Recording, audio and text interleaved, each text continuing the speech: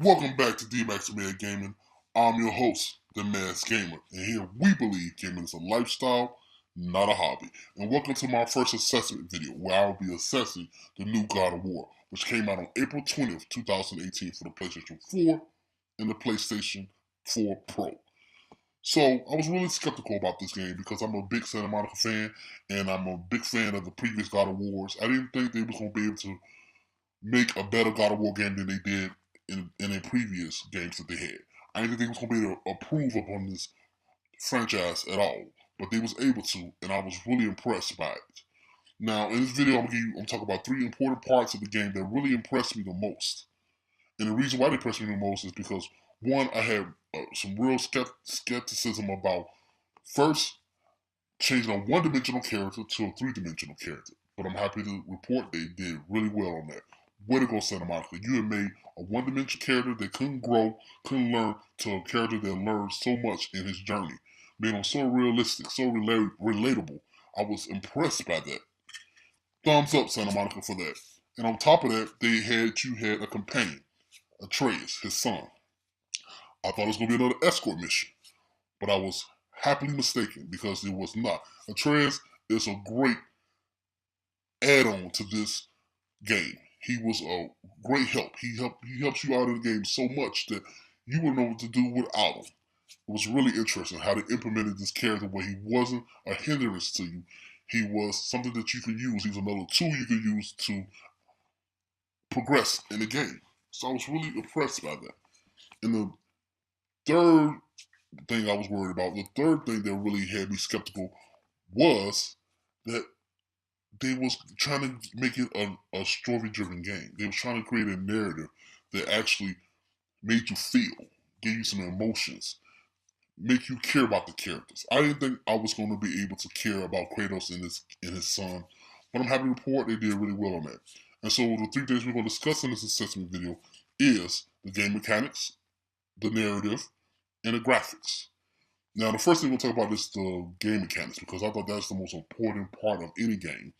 And I'm happy to say the game mechanics are on point. They was really impressive. Way to go, Santa Monica. And the reason why I feel like that because in previous God of Wars, you have multiple weapons that you can use. You can upgrade your weapons and give you more variety of ways to fight. And I didn't think that having the Leviathan axe and a shield was going to be enough. I was really worried about that. And then the over-the-shoulder view, I wasn't really feeling that as well from a lot of the gameplay I've seen online, a lot of the articles I read online, and even some of the articles I read on Reddit. I didn't really think it was going to work, but Santa Monica did really well with that, and I was quite impressed. The reason I was impressed because the Leviathan axe is a very fun weapon to use. It not only allows you to do multiple combos and juggle your enemies, you can throw it at your enemies and bring it back to you on command. You have control of all that. And on top of that, you can integrate your shield into your combat as well. You can throw some punches and an axe and then go to your shield and knock enemies far back in the distance. I thought that was quite impressive. And they did a really great job on the animation for your parry and counter attacks. Way to go, Santa Monica. You did really well on that. And the next thing I thought about was the upgrade system. Because in the previous God of War, all you upgraded was your weapons. You upgrade your weapons here, but you also had armor to upgrade.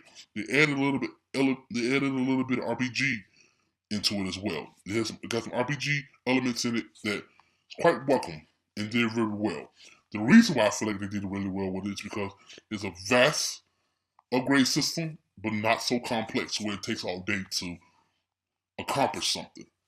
You can actually see your progress throughout the game because the upgrade system is very vast, but not very complex, and is a well welcome add on to the game. I thought they did a really great job with that. The armor you added on, then you added on some rhinestones that helped you have more hits and strength when you attack and defend. It was beautiful. I thought they did a really great job on that. And not only did you upgrade yourself, you upgraded your partner too, Atreus, the person that you're going on the journey with, your son. And I thought that was really impressive as well. And he has his own weapon and his own armor that you upgrade. And you upgrade your characters together. And together they make an amazing team. was quite impressed. And it's truly, like they say, it is an open world. It's not a vast open world, but it's open world enough where you can do other things besides complete the narrative. So I was quite impressed with that. And so we're going to talk about the second thing that I think is important within the game, and that's the narrative. Now, I'm a narrative kind of guy. I like games that have a good story. It helps me keep myself immersed in the game. And I didn't think that they was going to be able to create a great story with Kratos, but they was able to, and they was able to do it because they changed him from a one-dimensional character to a three-dimensional character. He was just so much more relatable. He made me think about how my father was trying to raise me. He makes me think about how DMAC tried to raise his son. I just thought it was really impressive on how well they did Kratos in this game. The narrative was really impressive, I have to say. And I thought it was going to be another escort mission, but I was wrong about that. You're still escorting Atreus to a certain point in the game, but you're going together, you're learning together, you're experiencing this new world together. And they did a really great job with the narrative with this. A world that Kratos know nothing about, and the son is actually getting out into the world because he's been sick for so many years. And when his mother passed, they had to travel a long distance to spread out her ashes. And on the way, they learned a lot of things about themselves and about the world they was in. And I thought that was really impressive. Way to go, Santa Monica. You did really well with the narrative. The narrative really touched me. It really made me invested in the characters, and I really appreciate that. It's been a long time since I actually was able to relate to a character, and you helped me relate to Kratos and Atreus in a way that I didn't think was possible, and I'm really impressed by that. And so the third thing we'll talk about is the graphics, the aesthetics of the game. How did the game look? Did the game look great? Did the world look amazing? Was the world vast? Yes. And to some extent, really vast, where there was a lot of places to explore, there was a lot of things to uncover. They had a lot of side quests in the game that was interesting and intriguing, and the graphics for it was on point. The character designs for Atreus and Kratos were on point. He looked like an older Kratos. And without his beard, he looked even weirder. That's how you know he is aged. I think they did a wonderful job with that. And Atreus was quite well done as well. His design was done really well as well. He looked like a young Kratos, and it was really impressive. I really thought that I did a great job on the character designs, great job on the textures of the game, great job on how the world looked, and a great job on some of the supporting characters, like the serpent and the two little I don't know what they call them, dwarfs or whatever they call them. They were smiths. They craft your armor and fix it up and all that. They did a really great job. With the supporting cast, their design was great. The character design was really amazing, and the world was very beautifully well done. I have to say, I'm quite impressed with this game. I didn't think that I would be as impressed with this game as I am, but I'm quite satisfied. And you want to know the crazy thing about this is that it has replay value. You can play this game numerous of times because there's so much you can do in this game.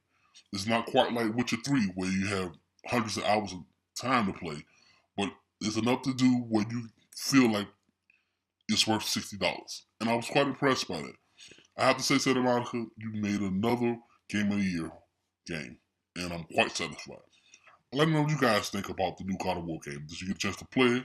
Are you still on the fence about it? Do you feel like changing a one-dimensional character to a three-dimensional character was a terrible idea?